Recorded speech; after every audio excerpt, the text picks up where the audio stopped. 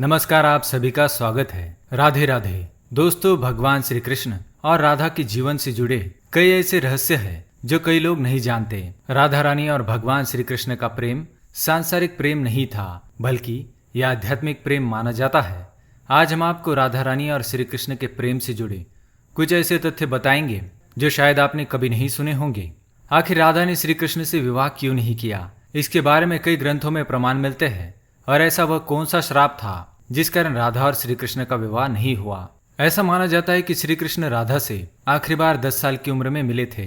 उसके बाद वह कभी वृंदावन नहीं लौटे। इसके अलावा कहीं पर भी ये जिक्र नहीं मिलता कि राधा रानी ने कभी द्वारका की यात्रा की हो।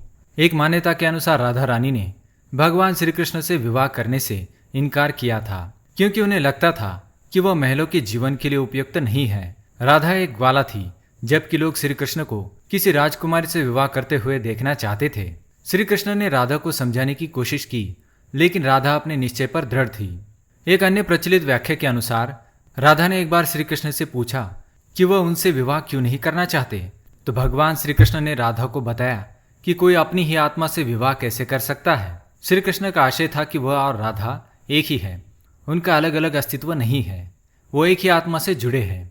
राधा को यह एहसास हो गया था कि श्री कृष्ण भगवान है और वह श्री कृष्ण के प्रति एक भक्त की तरह थी। वह भक्ति भाव में खो चुकी थी, जिसे कई बार लोग भौतिक प्रेम समझ लेते हैं। इसलिए कुछ का मानना है कि राधा और श्री कृष्ण के बीच विवाह का सवाल पैदा ही नहीं होता।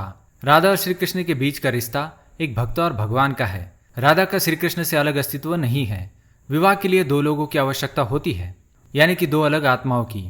विवाह दो अलग आत्माओं का मिलन होता है और राधा और श्री कृष्ण एक ही आत्मा थे। राधा को ठीक तरह से समझने के लिए रस और प्रेम के रहस्यों को समझना होगा।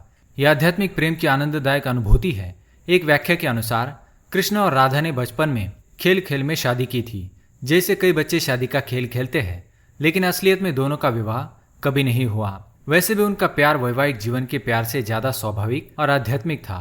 श्री कृष्ण और राधा एक दूसरे से आत्मीय तौर पर जुड़े हुए थे, इसलिए हमेशा राधा कृष्ण कहा जाता है, रुक्मिणी कृष्ण नहीं कहा जाता। रुक्मिणी ने भी श्री कृष्ण को पाने के लिए बहुत जतन किए थे। वो अपने भाई रुक्मी के खिलाफ चली गई थी। रुक्मिणी भी राधा की तरह श्री कृष्ण से प्रेम करती थी।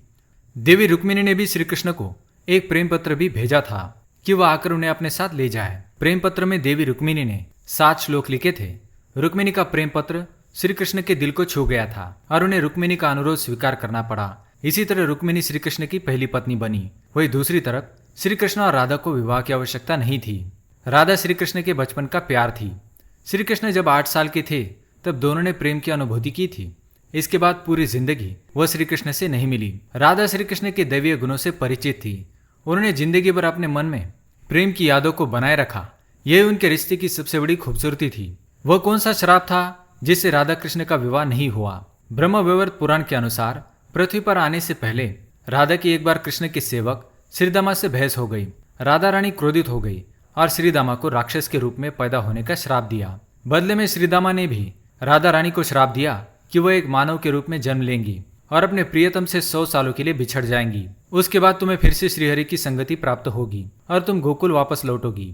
ऐसे भी मान्यता है कि श्री कृष्ण ने राधा से इसलिए विवाह नहीं किया क्योंकि वह साबित करना चाहते थे कि प्रेम और विवाह दो अलग अलग चीजें हैं। प्रेम एक निस्वार्थ भावना है, जबकि विवाह एक समझौता या अनुबंध है। एक मत के मुताबिक श्री कृष्ण ने राधा से इसलिए विवाह नहीं किया ताकि मनुष्य को आंतरिक प्रेम के बारे में सिखाया जा सके। राधा कृष्ण का संबंध कभी भी भौतिक रूप में नहीं था, बल्कि वह बहुत ही आध्यात्मिक प्रकृति का है।